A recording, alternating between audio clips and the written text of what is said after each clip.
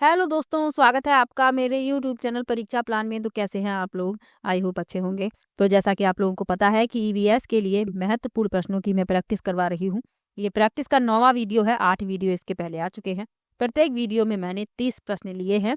तो आप लोगों ने यदि वीडियो नहीं देखे हैं तो देख लीजिए। इसके अलावा एनसीईआरटी की नोट्स वाली क्लास भी चल रही है, तो आप लोग वो वीडियो भी देख सकते हैं। कुल 3 क्लास आ चुकी हैं। चलिए आज की वीडियो को शुरू करते हैं। वीडियो देखने के बाद यदि आपको अच्छा लगे, हेल्पफुल लगे तो वीडियो को लाइक और शेयर कीजिएगा, और यदि आप चैनल पर नए हैं तो चैनल को सब्सक्राइब कर लीजिए। तो चलिए शुरू करते हैं। पहला प्रश्न दिया गया है, इंग्लिश और हिंदी दोनों में ही प्रश्न लिखे हुए हैं, तो आप लोगों को कोई परेशानी नहीं होनी चाहिए। चलिए पहला प्रश्न पढ़ते हैं। अभिकथन एवं कारण को ध्यान से पढ़ें। अभिकथन है, हाथियों के झुंड में केवल हथनियां और बच्चे ही रहते हैं। कारण है, हाथी 14-15 साल बाद झुंड छोड़ देते हैं और अकेले रहते हैं। अब हाथियों से संबंधित प्रश्न प्रत्येक बार पूछा गया है। यदि आपने प्रीवियस ईयर के पेपर वाली वीडियो देखी है तो आपको पता होगा कि कुछ ऐसे टॉपिक हैं जिनसे हमेशा ही प्रश्न पूछे जाते हैं। तो हाथियों से संबंधित आपको महत्वपूर्ण तथ्य याद रखने हैं, मैंने आपको बताए भी हैं कई बार। अब इसमें कारण और अभिकथन वाला प्रश्न है, तो इसमें अब बताना है कौन सा विकल्प सही है।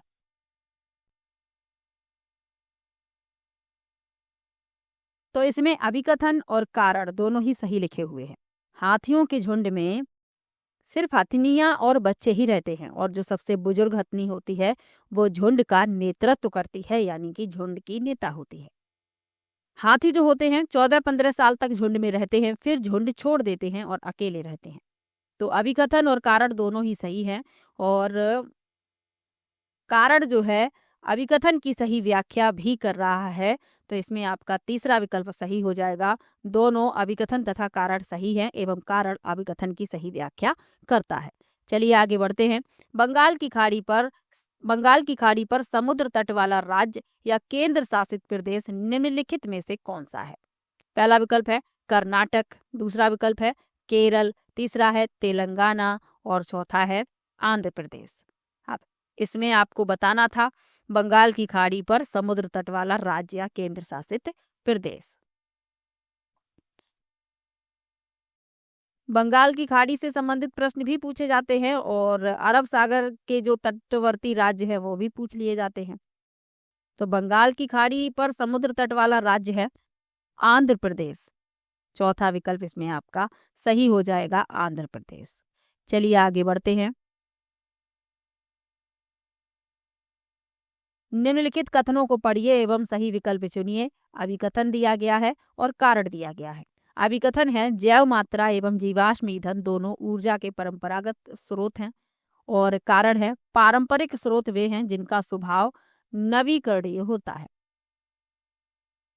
तो जैव मात्रा और जीवाश्म ईंधन वास्तव में ऊर्जा के दो मुख्य पारंपरिक स्रोत हैं। जैव मात्रा क्या है? जैव मात्रा से तात्पर्य है लकड़ी, कृषि अवशेष, पशु अपशिष्ट जैसे कार्बनिक पदार्थों से, जिन्हें जलाया जा सकता है या जैव ईंधन में परिवर्तित किया जा सकता है। और जीवाश्म ईंधन में कोयला, पेट्रोलियम, प्राकृतिक गैस शामिल है। अब अभिकथन तो सही है, लेकिन कारण क्या कह रहा है कि पारंपरिक स्रोत वे हैं जिनका स्वभाव नवीकरणीय होता है। तो पारंपरिक स्रोत वे होते हैं जो नवीकरणीय नहीं होते हैं, क्योंकि इन्हें बनने में लाखों वर्ष लगते हैं और मानव जीवन काल में इनकी पूर्ति नहीं की जा सकती। तो कारण गलत लिखा हुआ है, अभिकथन सही है। ए सही है, आर गलत है, यानी कि आपका पहला विकल्प उत्तर हो जाएगा। चलिए आगे बढ़ते हैं, अगले प्रश्न पर चलते हैं। नीचे दिए गए कथनों ए और बी पर विचार कीजिए। कथन क्या है? सन 1969 में नील आर्मस्ट्रॉन्ग चांद पर उतरने वाले सबसे पहले व्यक्ति थे। कथन भी है, सन 2007 में कल्पना चावला अंतरिक्ष में सबसे लंबे समय तक रहने वाली पहली महिला थी। अब इसमें आपको बताना है कौन सा विकल्प सही होगा। तो नील आर्मस्ट्रॉन्ग 20 जुलाई 1969 को अपोलो 11 मिशन के दौरान चंद्रमा पर उतरने वाले पहले व्यक्ति थे।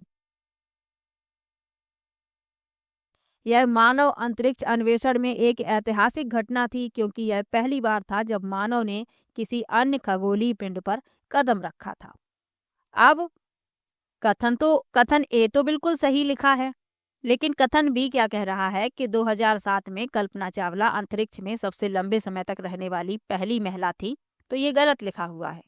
कल्पना चावला कल्पना चावला की मृत्यु 1 फरवरी 2003 को ही हो गई थी, कोलंबिया अंतरिक्ष यान दुर्घटना में। दुखद मृत्यु उनकी हो गई थी। तो 2007 इसमें लिखा है, जो पूर्ण रूप से गलत है। तो कथन ए सही है परंतु बी गलत है। पहला विकल्प इसमें आपका उत्तर हो जाएगा। चलिए आगे बढ़ते हैं। अभिकथन और कारण। फिर से अभिकथन और कारण वाला प्रश्न है। इस तरीके के प्रश्न जो हैं पूछे गए हैं, तो इस तरीके के सभी प्रश्न आपको पढ़ लेने हैं। अभिकथन क्या कह रहा है? अभिकथन है, जिन बकरियों के बालों से मुलायम पश्मीना शॉल बनाए जाते हैं वे लगभग 5000 मीटर ऊंचाई में पाए जाते हैं जहां बहुत सर्दी पड़ती है।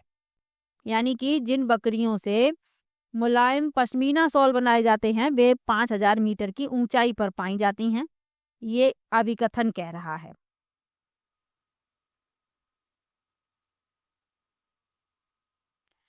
कारण क्या है? इतनी सर्दी से बचने के लिए बकरियों के शरीर पर गर्म बालों के परत उगाते हैं। तो दोनों ही सही लिखे हुए हैं। जो पश्मीना शॉल होती है ये बकरी के बालों से बनाई जाती है और इस बकरी के बाल बहुत ही पतले होते हैं। ये बकरियां जमीन से लगभग 5000 मीटर की ऊंचाई पर पाई जाती हैं जहां बहुत अधिक सर्दी होती है और इतनी सर्दी से बचने के लिए इनके शरीर पर गर्म बालों के परत उगाते हैं। तो ये दोनों ही सही लिखे हुए हैं। अभिकथन और कारण दोनों सही हैं और कारण अभिकथन की सही व्याख्या भी कर रहा है। तो इसमें आपका तीसरा विकल्प सही हो जाएगा। चलिए आगे बढ़ते हैं। कथन 1 और 2 को ध्यान से पढ़ें। कथन 1 क्या कह रहा है? एनीमिया के कारण बच्चे ठीक से बढ़ नहीं पाते और उनमें फुर्ती भी कम होती है। कथन 2 है, एनीमिया बच्चों की शारीरिक और दिमागी तंदुरुस्ती पर असर करता है। तो एनीमिया का मतलब क्या है? एनीमिया यानी कि खून की कमी। तो जब खून की कमी हो जाती है तो बच्चे ढंग से यानी ठीक से नहीं बढ़ पाते हैं और इनकी शारीरिक और जो दिमागी तंदुरुस्ती होती है उस पर भी असर होता है, क्योंकि जब खून की कमी रहेगी तो कमजोरी रहेगी। कमजोरी रहेगी तो किसी भी काम में आपका मन नहीं लगेगा, शरीर में फुर्ती भी नहीं होगी। तो इसमें दोनों ही कथन सही लिखे हुए हैं। कथन 1 और दोनों ही सही हैं। तीसरा विकल्प इसमें सही हो जाएगा। अब एक प्रश्न पूछ लिया जाता है कि यदि किसी को एनीमिया हो जाता है यानी खून की कमी हो जाती है तो उसे क्या खाना चाहिए? तो उसे वे चीज़ें खानी चाहिए जिनमें आयरन भरपूर मात्रा में हो। जैसे आंवला है, गुड़ है, पालक है। इनमें आयरन की मात्रा होती है और आयरन की मात्रा से एनीमिया को दूर किया जा सकता है। तो डॉक्टर आयरन वाली चीज़ों को खाने की सलाह देते हैं। चलिए आगे बढ़ते हैं, अगले प्रश्न पर चलते हैं। निम्नलिखित में से सही मिलान चुनिए। आपको सही मिलान चुनना है। पहला लिखा है लावनी तमिलनाडु, दूसरा है भरतनाट्यम ओडिशा, तीसरा है कथक कर्नाटक और बिहू असम। तो जो सही है वह बताना है। तो पहला लावनी तमिलनाडु, ये गलत है क्योंकि लावनी जो है ये महाराष्ट्र का पारंपरिक नृत्य है। यह ढोलकी की थाप पर प्रस्तुत किया जाता है। तो पहला गलत हो गया। भारतनाट्यम जो है ये तमिलनाडु से संबंधित है, इसकी उत्पत्ति तमिलनाडु से हुई है। तो ये भी गलत है। और ओडिसी जो है वह उड़ीसा से संबंधित है। कथक कर्नाटक ये भी गलत है क्योंकि कथक का संबंध उत्तर प्रदेश से है, कर्नाटक से नहीं है। और बिहू असम ये सही है। जो यक्षगान है उसका संबंध कर्नाटक से है, तो ये भी आपको याद रखना है। बिहू असम ये सत्य लिखा हुआ है। बिहू जो है असम का एक पारंपरिक त्योहार है, ये आपको याद रखना है। चलिए आगे बढ़ते हैं। गाय के आगे के दांत छोटे तथा पीछे के दांत चपटे और बड़े होते हैं, ऐसा क्यों होता है? तो गाय आप लोगों ने देखी होगी, इसके आगे के जो दांत होते हैं वो कैसे होते हैं? छोटे होते हैं और पीछे के दांत चपटे और बड़े होते हैं। ऐसा क्यों होता है ये पूछा जा रहा है। पहला विकल्प है क्रमशः घास को काटने तथा घास को कुतरने के लिए। दूसरा है क्रमशः घास को कुतरने तथा घास को काटने के लिए। तीसरा है क्रमशः घास को काटने तथा घास को चबाने के लिए और चौथा है क्रमशः घास चबाने तथा घास काटने के लिए। तो गाय के आगे के दांत छोटे होते हैं घास को काटने के लिए और पीछे के दांत बड़े और चपटे होते हैं घास को चबाने के लिए। तीसरा विकल्प इसमें सही हो जाएगा। चलिए आगे बढ़ते हैं। उबला हुआ दूध पेट में पचने में कितना समय लेता है? निम्नलिखित में से सही उत्तर को चुनें। पहला विकल्प है 4 घंटे, दूसरा है 5 घंटे, तीसरा है 2 घंटे और चौथा है 3 घंटे। तो उबला हुआ दूध कितना समय लेता है पेट में पचने में, ये पूछा जा रहा है। तो उबला हुआ जो दूध होता है इसे पेट में पचने में आमतौर पर 3 घंटे का समय लग जाता है। तो इसमें आपका चौथा विकल्प सही हो जाएगा, 3 घंटे।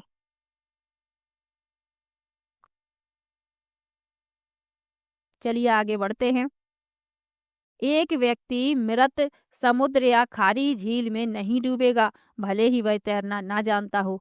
इसकी वजह है, पहला है समुद्र के पानी का ना उच्च ना निम्न घनत्व, दूसरा है समुद्र के पानी की मात्रा, तीसरा है समुद्र के पानी का उच्च घनत्व और चौथा है समुद्र के पानी का निम्न घनत्व। अच्छा प्रश्न है, लेकिन इस बार जो है ये प्रश्न जो है जब ये पेपर में पूछा गया था तब थोड़ा घुमा कर पूछा गया था। कई बार तो साधारण तरीके से ही पूछ लिया गया था, लेकिन इसमें क्या पूछा गया है कि कोई व्यक्ति जो है मृत समुद्र या खारी झील में नहीं डूबेगा। क्यों नहीं डूबेगा? वह तैरना ना भी जानता हो तो भी नहीं डूबेगा। तो इसका कारण पूछा गया है। तो जो मृत सागर है या कोई खारी झील, तो जो मृत सागर है इसमें लवण की अत्यधिक मात्रा है, यानी कि इसमें नमक ज्यादा है, और जो खारी झीलें होती हैं उनमें भी नमक ज्यादा होता है। तो जब नमक की मात्रा ज्यादा होती है तो जल का घनत्व कैसा हो जाता है? बढ़ जाता है। तो समुद्र के पानी के उच्च घनत्व के कारण यदि कोई व्यक्ति तैरना ना भी जानता हो तो भी वह मृत सागर में नहीं डूबेगा। इसमें आपका तीसरा विकल्प सही हो जाएगा, समुद्र के पानी के उच्च घनत्व के कारण। चलिए आगे बढ़ते हैं। निम्नलिखित में से कौन सा समूह केवल तत्वों से बना है? पहला है स्टील आयरन जिंक, दूसरा है टिन लिथियम सोडियम, तीसरा है सोडियम ब्रास पोटेशियम और चौथा है ब्रांज कॉपर एल्यूमिनियम।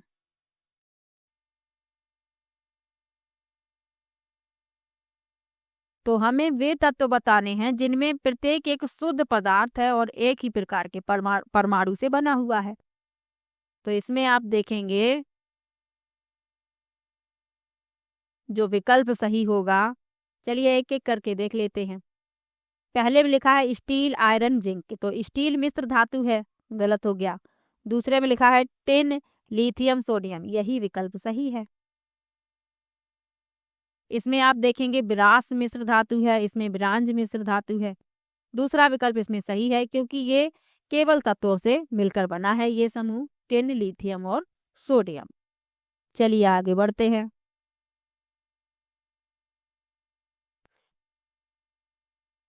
मिश्र धातुओं से संबंधित प्रश्न भी पूछ लिया जाता है।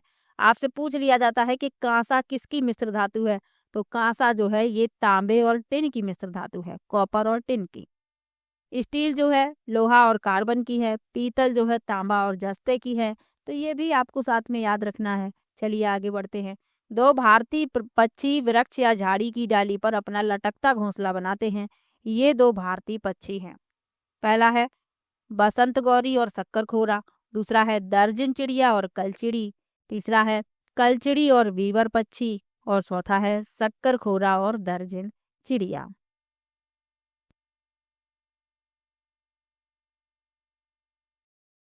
तो लटकता हुआ घोंसला, वृक्ष या डाली पर अपना लटकता हुआ घोंसला कौन बनाते हैं, ये पूछा जा रहा है। तो शक्कर खोरा और दर्जन चिड़िया। वीवर पक्षी भी लटकता हुआ घोंसला बनाता है, लेकिन कलचिड़ी लटकता हुआ घोंसला नहीं बनाती। तो इस समूह में देखना है हमें। तो आप देखेंगे इसमें बसंत गौरी शक्कर खोरा बनाता है, बसंत गौरी नहीं बनाती लटकता हुआ।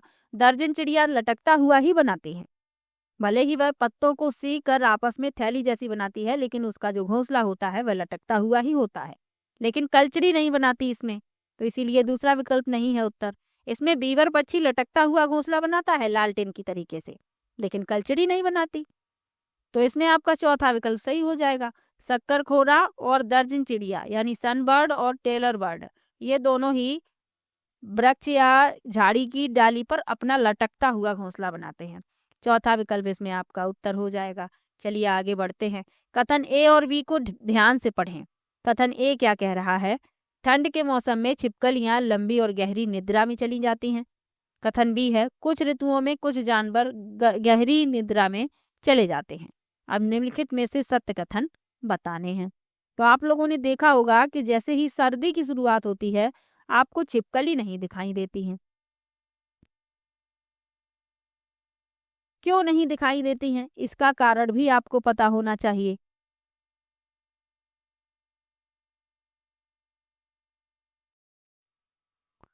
तो छिपकली जो होती हैं ये अनियत तापी जीव हैं, यानी ये अपने शरीर का तापमान नियंत्रित नहीं कर पाती हैं सर्दी के मौसम में।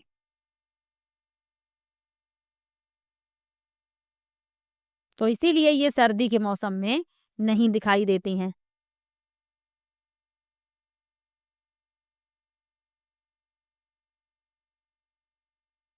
तो इसमें कथन ए सही है, कथन बी भी सही है और बी ए की सही व्याख्या भी कर रहा है।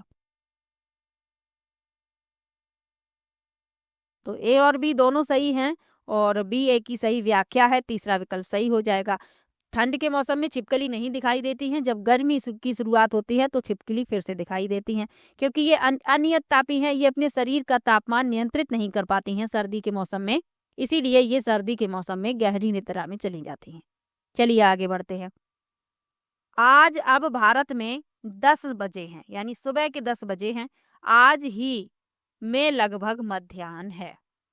अब भारत में बजे हैं सुबह के 10 और मध्याह्न किस देश में होगा ये पूछा गया है। पहला विकल्प है जापान, दूसरा है सिंगापुर, तीसरा है लंदन और चौथा है कराची।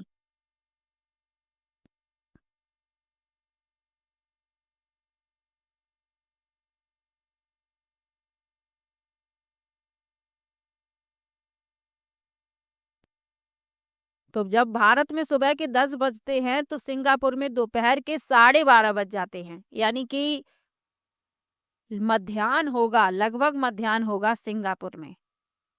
दूसरा विकल्प सही हो जाएगा। भारत और सिंगापुर के बीच 2.5 घंटे का समय का अंतर है, यानी जब भारत में 10 बजते हैं तो सिंगापुर में 12:30 बज जाते हैं।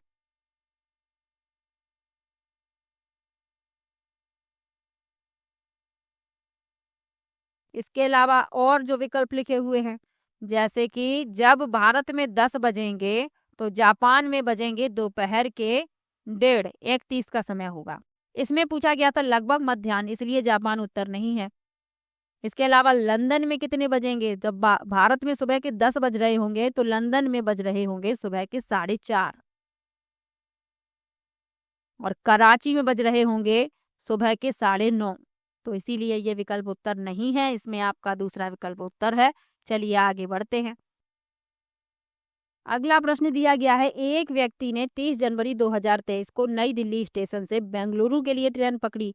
ट्रेन नई दिल्ली से 17 घंटे पर चली, यानी कि 12 5 17 5 बजे चली है और 31 जनवरी को 5 बजे ही पहुंची है।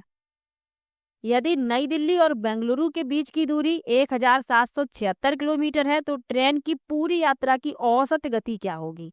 पूरी यात्रा की औसत गति पूछी गई है। चलिए निकालते हैं। औसत चाल क्या होगा? कुल दूरी बटे में कुल समय। तो औसत गति या औसत चाल कुल दूरी बटे में कुल समय। अब कितना समय उसने लिया है? 30 जनवरी को चली है 5 बजे और दूसरे दिन उतने ही बजे पहुंची है, यानी 24 घंटे का समय लिया है। दूरी कितनी है? 1776।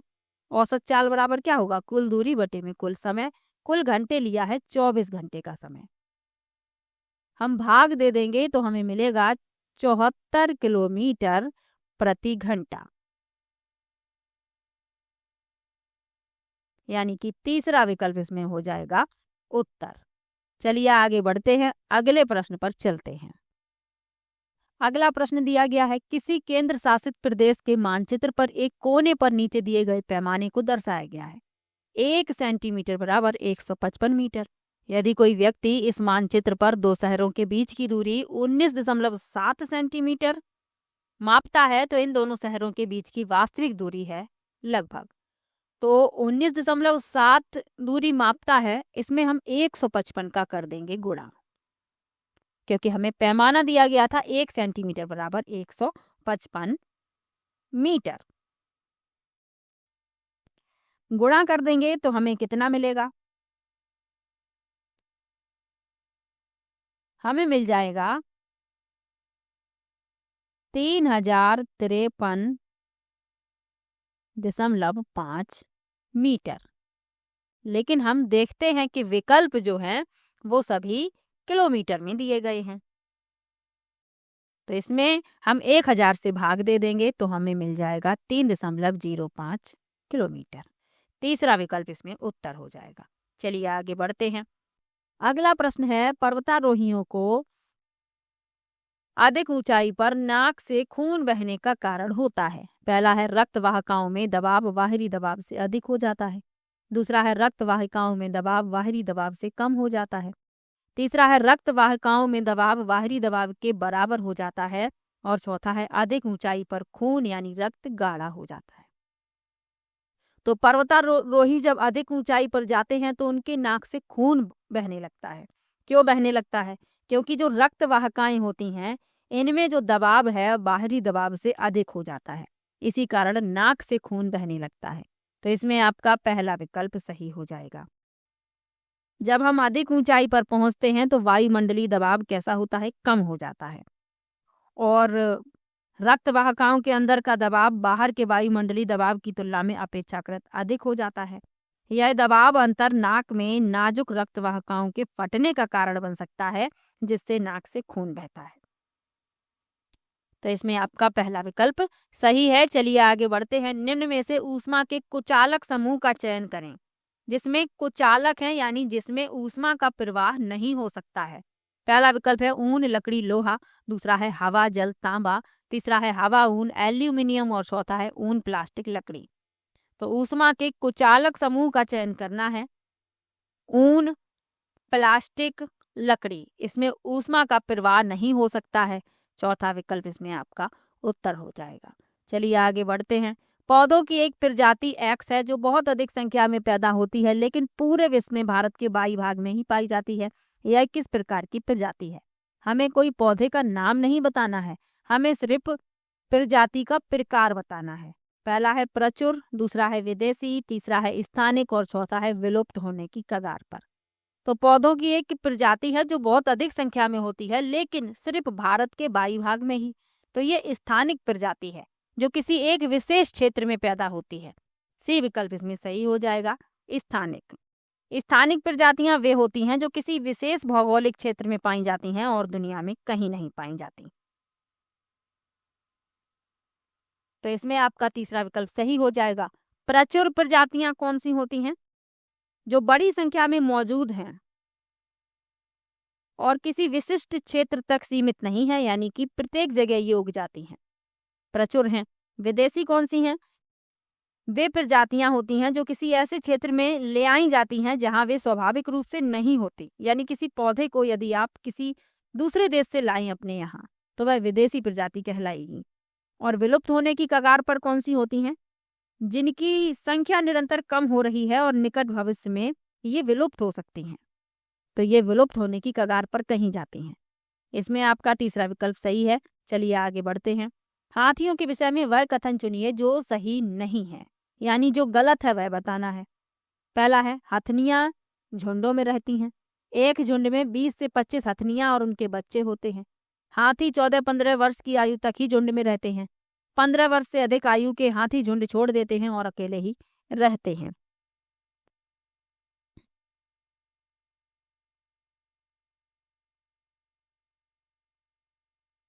तो हथनियां झुंडों में रहती हैं सही है, और सबसे बुजुर्ग हथनी झुंड की नेता होती है।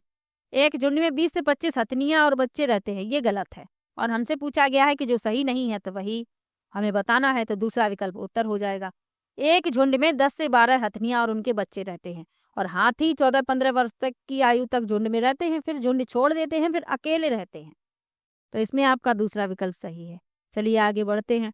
सलीम और राजू स्कूल जाने वाले बच्चे हैं। सलीम को तला हुआ खाना और मैदा से बने उत्पाद बहुत पसंद हैं।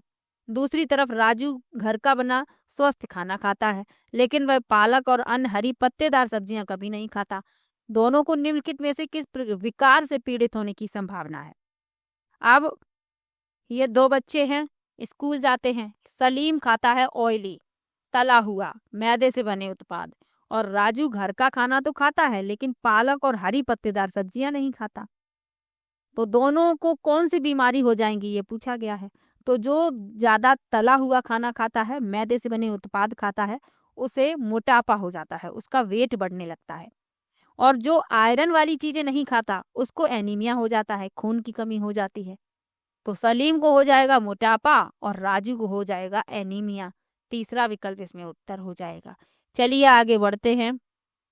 निम्नलिखित में से उस समूह को चुनिए जो मिश्र धातुओं से बना है।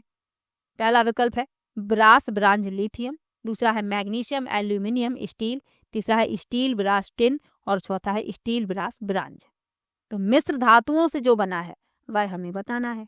तो स्टील, ब्रास और ब्रांज, चौथा विकल्प उत्तर हो जाएगा। स्टील, ब्रास यानी पीतल, ब्रांज यानी कांसा। जो स्टील होती है लोहे और कार्बन की मिश्र धातु है, पीतल जो है तांबे और जस्ते की मिश्र धातु है, और कांसा तांबे और टिन की मिश्र धातु है। तो ये तीनों ही मिश्र धातुएं हैं, चौथा विकल्प उत्तर हो जाएगा।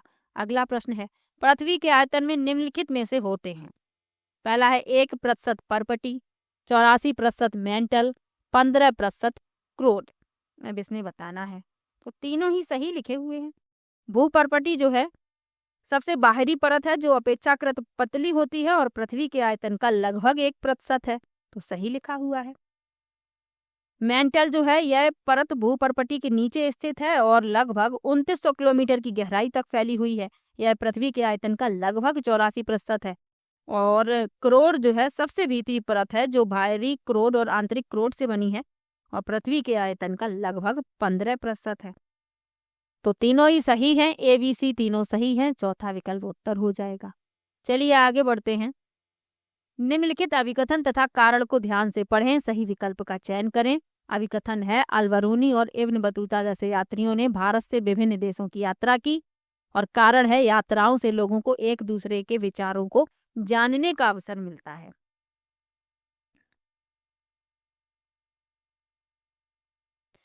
तो अल-बरूनी जो है यह उज्बेकिस्तान का था और इब्न बतूता मोरक्को का।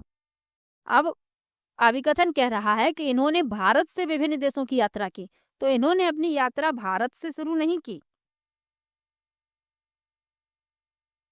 ये खुद भारत की यात्रा पर आए थे। तो अभिकथन गलत हो गया। यात्राओं से लोगों के एक दूसरे के विचारों को जानने का अवसर मिलता है, ये सही है। तो ए गलत है, आर सही है, चौथा विकल्प उत्तर हो जाएगा। चलिए आगे बढ़ते हैं। निम्नलिखित में से कौन से पर्वत या पर्वतों की उत्पत्ति ज्वालामुखी से मानी जाती है? पहला है माउंट किलिमंजारो, दूसरा है फ्यूजियामा, तीसरा है आल्पस पर्वत। अब इसमें से बताने हैं कौन सा विकल्प सही है। तो माउंट किलिमंजारो ये कहाँ पर है? ये तंजानिया में स्थित है और अफ्रीका की सबसे ऊंची चोटी है। तो इनकी उत्पत्ति ज्वालामुखी से मानी जाती है, ए सही है। फ्यूजियामा जो है ये जापान में स्थित एक सक्रिय ज्वालामुखी है और जापान का सबसे ऊंचा पर्वत है, तो ये भी सही है। आल्पस पर्वत जो है यूरोप में स्थित एक पर्वत श्रृंखला है जो फ्रांस, स्विट्जरलैंड, ऑस्ट्रिया सहित 8 देशों में फैली हुई है। ये ज्वालामुखी नहीं है, तो इसकी उत्पत्ति ज्वालामुखी से नहीं मानी जाती। ए और बी सही हैं, चौथा विकल्प इसमें आपका उत्तर हो जाएगा। ए और बी, चौथा विकल्प उत्तर है। चलिए आगे बढ़ते हैं, अगले प्रश्न पर चलते हैं। नीचे जो 2 कथन दिए गए हैं, कथन ए है कौआ पेड़ की बहुत नीची डाल पर घोंसला बनाता है, और कथन बी है वीवर पक्षी 2 पत्तों को सीकर अपना घोंसला बनाता है। तो कौआ पेड़ की बहुत नीची डाल पर घोंसला नहीं बनाता बल्कि ऊंची डाल पर घोंसला बनाता है। गलत हो गया पहला। बीवर पक्षी दो पत्तों को सीकर घोंसला नहीं बनाता। बीवर पक्षी लालटेन की तरीके से लटकता हुआ घोंसला बनाता है और एक साथ कई घोंसले बनाता है। मादा पक्षी पसंद करती है, उसे जो भी अच्छा लगता है घोंसला उसी में अंडे देती है। तो बीवर पक्षी दो पत्तों को सीकर नहीं बनाता, दो पत्तों को सीकर बनाती है दर्जन चिड़िया। तो इसमें दोनों ही कथन गलत हैं, ए और बी दोनों गलत हैं, दूसरा विकल्प उत्तर हो जाएगा। चलिए आगे बढ़ते हैं। निम्नलिखित अभिकथन तथा कारण को ध्यान से पढ़ें और सही विकल्प चुनें। लिखा है, अगर कोई तैरना नहीं भी जानता है तब भी मृत सागर में आसानी से तैर सकता है। कारण है, मृत सागर के 1 लीटर में पानी 300 ग्राम 1 लीटर पानी में 300 ग्राम नमक पाया जाता है, जो इसे सबसे अधिक नमक सांद्रित सागर बनाता है। तो अभी इसी तरीके का प्रश्न आया था। ए और आर दोनों सही हैं, आर ए की सही व्याख्या है, पहला विकल्प सही हो जाएगा। यदि कोई व्यक्ति तैरना ना भी जानता हो तो भी वह मृत सागर में नहीं डूबेगा, क्योंकि मृत सागर में लवण की बहुत अधिक मात्रा है और जब लवण की मात्रा अधिक है तो उसका जो घनत्व है वह बहुत अधिक है। इसीलिए यदि कोई तैरना भी ना जानता हो तो भी वह मृत सागर में डूबेगा नहीं, आसानी से तैर सकता है। तो पहला विकल्प इसमें उत्तर हो जाएगा। चलिए आगे बढ़ते हैं। भारत में 7:30 बज रहे हैं शाम के, उसी दिन 2 बज रहे होंगे दिन के, कहाँ पर बज रहे होंगे ये पूछा जा रहा है। पहला विकल्प है लंदन में, दूसरा है जापान में, तीसरा है ढाका में और चौथा है कराची में। तो भारत में बज रहे हैं 7:30, तो उसी दिन 2 बज रहे होंगे लंदन में, पहला विकल्प सही हो जाएगा। चलिए आगे बढ़ते हैं। आपका घर एक्स पर स्थित है, आपका विद्यालय वाई पर स्थित है। आपके घर से विद्यालय तक के लिए कोई सीधी सड़क नहीं है, अतः आप पहले ए पर जाते हैं। भाई जैसा जैसा लिखा है वैसा वैसा हम चित्र बनाते जाएंगे और अपने प्रश्न का उत्तर निकालते जाएंगे। इस तरीके का प्रश्न आपको जरूर मिलेगा। कुछ ऐसे टॉपिक हैं जिनसे प्रश्न जरूर पूछा जाता है। चलिए देखते हैं, हम चित्र बनाएंगे जैसा लिखा है वैसा ही। तो ये तो आपको पता ही है, ये पूरब है, ये पश्चिम है, ये उत्तर और नीचे दक्षिण, ये आपको पता है, कई बार आपको बताया है। चलिए चित्र अपना बनाते हैं। सबसे पहले आप ए पर जाते हैं जो एक्स के ठीक उत्तर में है। तो ये रहा एक्स, यहाँ पे जगह जो है वो कम है, चलिए यहाँ बना लेते हैं। ये है एक्स, एक्स के उत्तर में आप जाते हैं, अतः आप पहले ए पर जाते हैं जो एक्स के ठीक उत्तर में 125 मीटर की दूरी पर है। तो हम यहाँ चले ऊपर की तरफ, उत्तर में 125 मीटर, ये हमें मिल गया ए।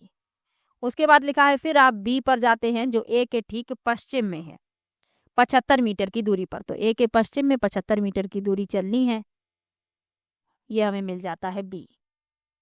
उसके बाद लिखा है फिर आप सी पर जाते हैं जो ठीक बी के ठीक उत्तर में 150 मीटर की दूरी पर है। तो हमें फिर ऊपर की तरफ चलना है सी, और ये 150 मीटर की दूरी है।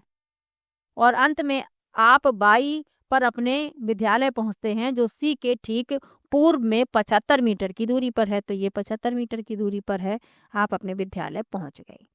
अब क्या बताना है, बाई पर आपके विद्यालय के सापेक्ष एक्स पर आपके घर की सही दिशा क्या है, यानी कि हमें विद्यालय के सापेक्ष घर की दिशा बतानी है, ये दिशा बतानी है, ये वाली, ये है विद्यालय, ये है घर। तो विद्यालय के सापेक्ष आपका जो घर है वह कहाँ पर है, ठीक दक्षिण में है, नीचे की तरफ, दूसरा विकल्प इसमें सही हो जाएगा। चलिए आगे बढ़ते हैं। तेलंगाना के सापेक्ष गुजरात और बिहार की क्रमशः स्थितियां हैं, तेलंगाना के सापेक्ष पूछी गई हैं।